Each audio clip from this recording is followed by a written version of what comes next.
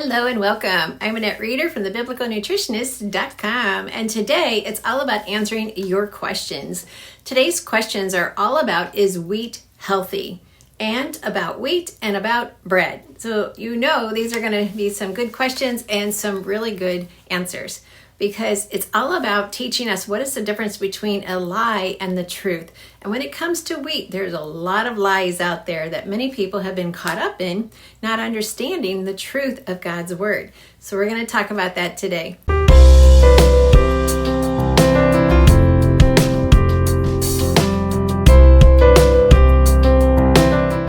I just want to thank you for letting me share these questions and answers with you. These questions are gathered from our private Facebook group, Biblical Nutrition Academy, and I would love for you to join us there.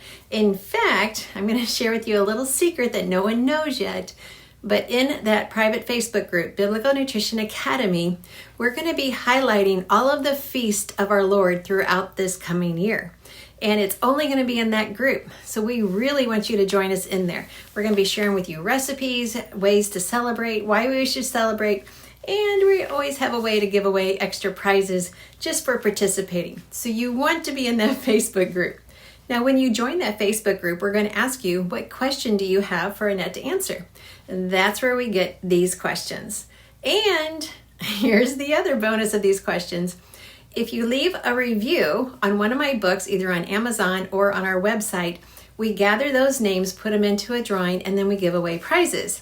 And today's prize is going to be a new product that I've not shared with you before, but I've been using it and I'm quite excited about it.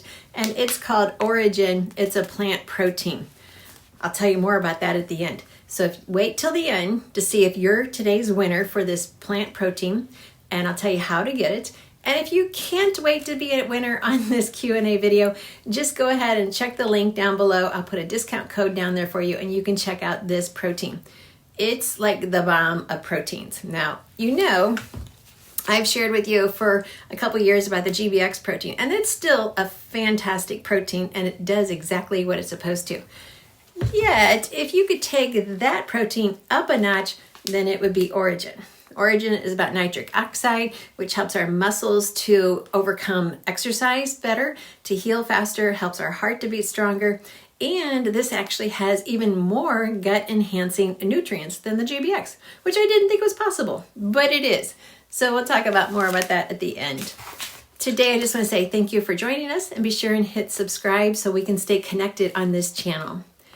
Now, let's get to your question. A question submitted by Julie says, does eating wheat cause bloating or weight gain? The answer is no and yes. Now, let me explain. When we eat wheat products, realize in the grain of wheat, you have such a nutritional powerhouse of incredible ingredients and vitamins and minerals and bran and fiber. It's so much. It's a powerhouse of nutrition.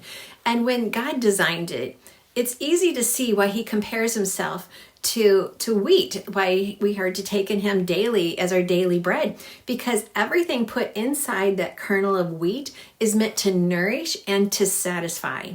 And just as we need to eat daily, we need to be with him daily. So the connection is there. Yet man tries to imitate, monetize, and cause chaos. And that chaos is when they have taken the grain of wheat, they have sifted it, they have milled it, they have separated it, they have bleached it, they have highly put a lot of heat to it, and they've just changed what God created as good, and they have changed it into something that's extremely harmful to our gut. Wheat is not the problem. It's who touches the wheat and then serves it to us. That's the disconnect right there. Wheat will not cause bloating or weight gain. But what you're reading in all of the books out there is that it does. Well, it's not the wheat. It's what's been done to the wheat. So when I say I really want you to only eat bread products that you are milling yourself, and you know exactly how that wheat has been grown, you milled it, you bake it, your body's going to say, oh, this is something we've not been experienced with before. And your body's going to say it likes it, it loves it. So there's so much nutritional value in the grain of wheat that our body can take it in and utilize it. Yet, here's the yes, no. Because of the detriment that's been done to our digestive system, many people can have issues with, either breaking it down or you don't have the enzymes necessary. That can cause bloating or it can cause weight gain. Typically, if you start milling the grain yourself and you start making your own breads, that is going to go away because what's in the grain of wheat brings healing to the gut. If we keep eating restaurant breads in the grocery store, you're not going to have the healing that your body deserves. We have to mill it ourselves and make our own breads. Now, some people may say, well, wheat I can't eat, and even if I mill it myself, I get that. Sometimes so much damage has been done that it's not able to be overcome. Maybe in a few years, your body will heal enough where you can enjoy it. But other times it just doesn't happen because so much harm has been done to our system. But God is our Jehovah Rapha and he does heal. So we never say, I can never heal, because that would be contrary to his word. So look at it this way. I always recommend people go off wheat, 100% off wheat. Every added ingredient in any package or product, go off wheat for 6 months. Then bring in the goodness that God has given us. Get some grains that have not been sprayed, and you can see that on the package. Mill it yourself, and then enjoy freshly baked bread. And then definitely read the verses in the chapter of John about how Jesus is the bread of life, and then you will recognize what true bread really is, and your body will as well. So the real bread that God designed for us to eat will not cause bloating or weight gain, and when our body is able to handle it. So heal your body, pray for that healing, get away from all wheat, and then only reach for freshly milled bread that you make yourself. Helen asked this question: what's the difference between store-bought white flour from Prairie Gold and their whole hard white wheat berries? This is a really good question, so I had to go in and research Prairie Gold's flour. And when I read their label, it sounds perfect. It says they're growing it, they're milling it, they're packaging it, they're shipping it to the store. It just sounds fabulous. They say they're not adding anything to it. They say they're not causing any harm to it. So it does sound perfect.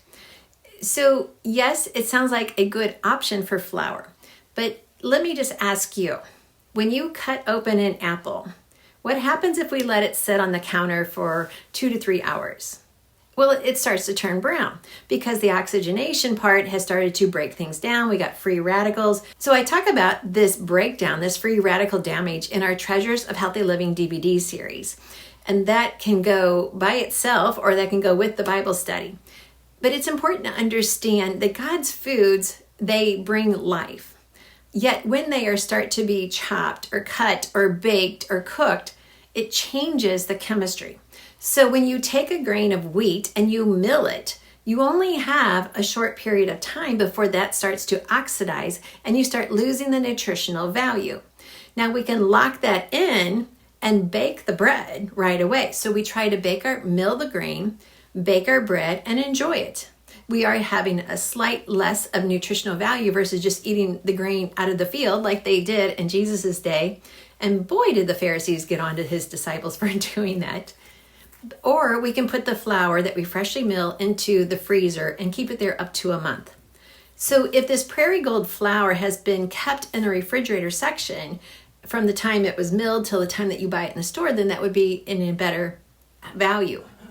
If not, if it's sitting on the shelf, vitamin E, which is a high component in the wheat kernel, can go bad. And if it can go rancid. So although everything sounds really good, nothing will compare with you milling it yourself and baking that bread right away. So although, yes, I love what they're saying on their website, but I really want you to mill the grain yourself, make that investment in the mock mill or the Nutri-Mill. They're both good machines. And then I use a Bosch mixer, which has an incredibly low price, lowest price in 10 years, to do all of the kneading for me, and then bake it and enjoy it. It's delicious. Thanks for asking. Question was asked by Thoy. And the question is this: isn't wheat hybridized and has GMO? I read bad things about wheat from Dr. Davis's book, The Wheat Valley. Yes, Dr. Davis's book has really carried a lot of information around the world. That doesn't mean all of his excerpts from studies are accurate. And so we have a very long blog that I have posted on our website. So people say, is bread bad for you? Well, I understand the confusion and our current health crisis that everyone is in.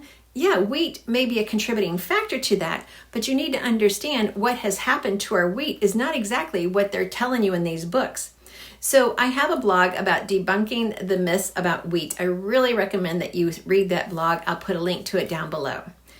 Wheat can be hybridized. There's nothing wrong with that. It's okay. But the grain of wheat is not the same as taking crack cocaine. It's not the same. There is a lot of confusion about this question specifically when we say, is bread bad for you? And I understand the confusion. We are in a health crisis and our culture, and there's all these books warning people about wheat. Well, that's why I'm just going to help you tackle this question, and we're just going to expand on it. Is wheat bad? Wheat in the Bible, and debunking the myths about wheat. Wheat has been demonized in recent history as one of the worst types of carbs ever. The claim is that wheat is as harmful and addictive as drugs like heroin and crack.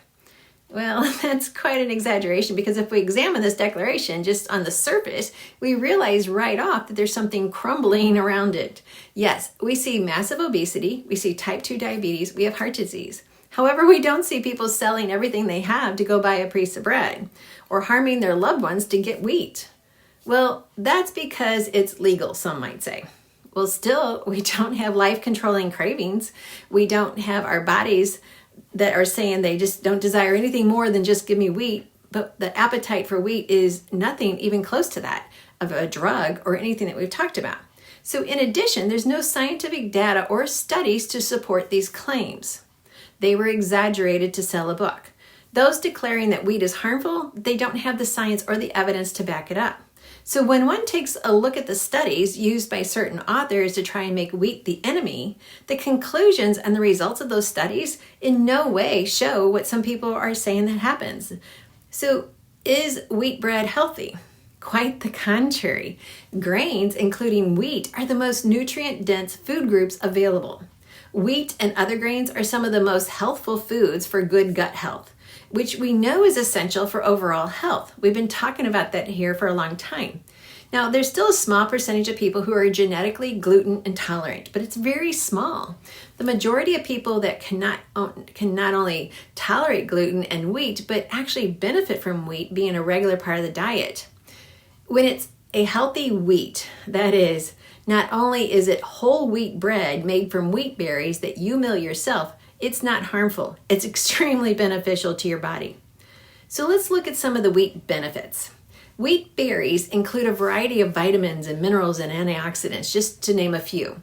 Whole wheat berries have an abundant supply of iron, manganese, and zinc, all of which boost your immune system. Wheat also has vitamin E, which is proven to help protect against a variety of cancers. And then there's B vitamins. These aid with digestion, they give you brain health, mood stabilization, sleep quality, and slows down the aging process. Now, I definitely want more of that, and I hope you do too.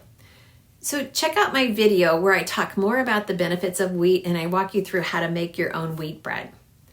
So whole wheat flour.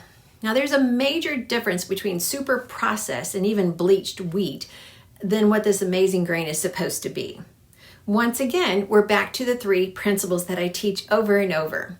The second principle is eat the foods as close to God's design before it's been altered. Well, it's not that wheat is the problem, it's what we've done to the wheat. Many, not all, people who thought they were wheat or gluten intolerant, they actually find that they can eat wheat with no problems when they freshly mill it themselves. So not only is wheat nutritious, but it's a storable food and when left whole and intact as the berry.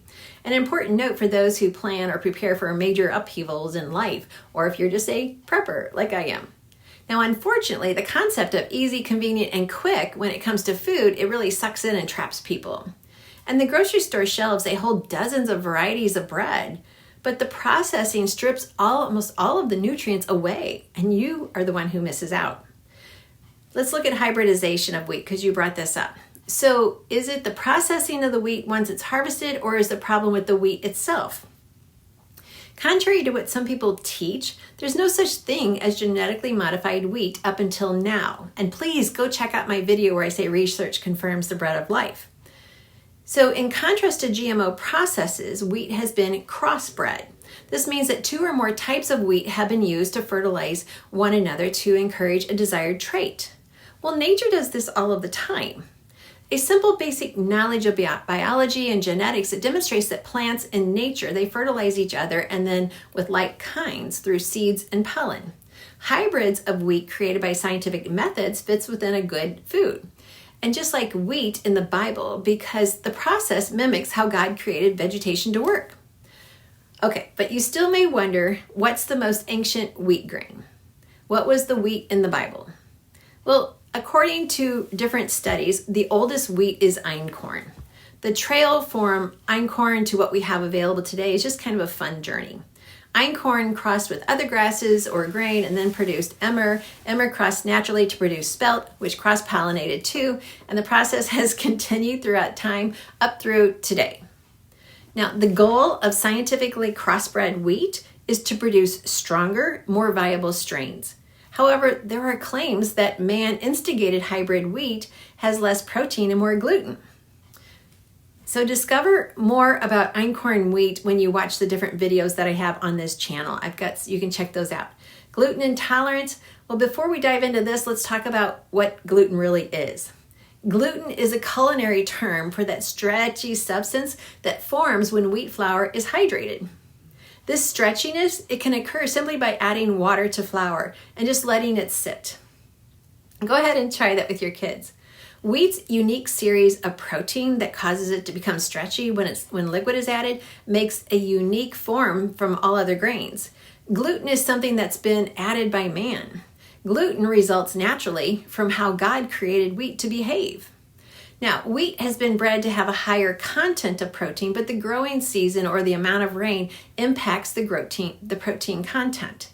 And this happens more with the wheat than any other strain. So again, we get into a problem when we highly process foods.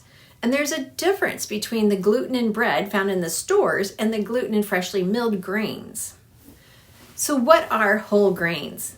Let's dig a little bit deeper to understand why. Grains have 3 components: the bran, which is the outer, the germ, which is the inner, and then the endosperm. The bran and the germ are very coarse. So during the commercial milling, these parts of the grain are actually separated out, leaving only the endosperm. The endosperm is just protein and starch.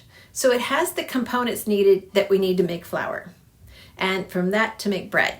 However, the majority of the nutrients found in the grain are located in the bran and the germ. That's where our vitamins, our minerals, our fiber, phytochemicals, fatty acids, enzymes, good organisms, it's all found there. And this is why white flour isn't healthy. It's missing all of the nutritional value.